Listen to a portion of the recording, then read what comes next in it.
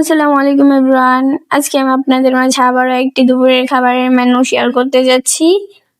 তো চলেন বেশি কথা না বাড়িয়ে খাওয়া শুরু করা যাক। বিসমিল্লাহ। তো প্রথমেই আমাদের মেনুতে ছিল আলু দিয়ে লাউয়ের খোসা ভাজি।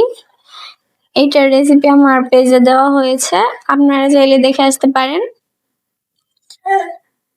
এটা খেতে খুব সুস্বাদু। বাসায় যদি লাউ কিনে আনে তাহলে লাউয়ের খোসাটা ফেলে দিবেন না, এভাবে ভাজি করে খাবেন, খুবই ভালো লাগে এটা। ছোটবেলায় মা যখন এই ভাজিটা রান্না করতো তখন আঙুল চেটে পুটে ভাত খেতাম, আর এখনো তার ব্যতিক্রম কিছু নয়।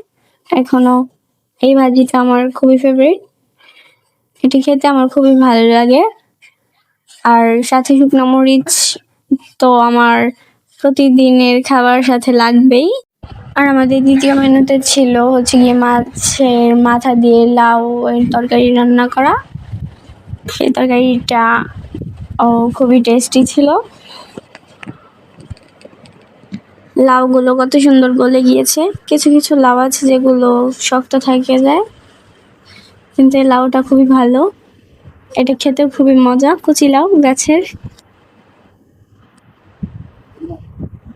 এটা খেয়েও আমার খুবই ভালো লেগেছে।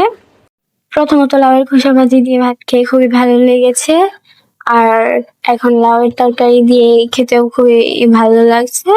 দুটো দিয়ে আমি খুব মজা করে ভাতগুলোকে খেয়েছি।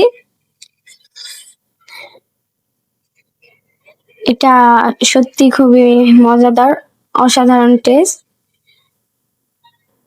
আজকের তরকারি রান্নাটাও খুবই ভালো হয়েছিল। আমাদের মেনুতে 3 নাম্বার ও লাস্ট যে আইটেমটা ছিল সেটা হচ্ছে গিয়ে লাউ দিয়ে মুরগির মাংসের তরকারি, যেটা আমাদের নবীজির খুবই প্রিয় খাবার ছিল। সেই সুবাদে আমারও খুব ভালো লাগে এই তরকারিটা। লাউটা খুবই কচি ছিল, তাই মাংসের সাথে খেতেও খুব ভালো লাগছে। আমার মনে হয় যে লাউ দিয়ে মাংসের তরকারি খায়নি এরকম মানুষ খুব কমই আছে। যারা আমার মতো লাউ খেতে পছন্দ করে তারাই বুঝবে এই লাউ দিয়ে মাংসের তরকারি কতটা ভালো লাগে।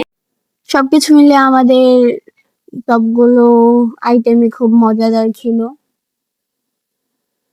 আর আমাদের যে মাছের তরকারিটা ছিল ওটাতে লবণ অল্প কম হয়েছে, আর বাকি দুটো একবার পারফেক্ট, খেতেও খুবই মজাদার হয়েছে। এগুলো হচ্ছে আমাদের দুপুরের আইটেম।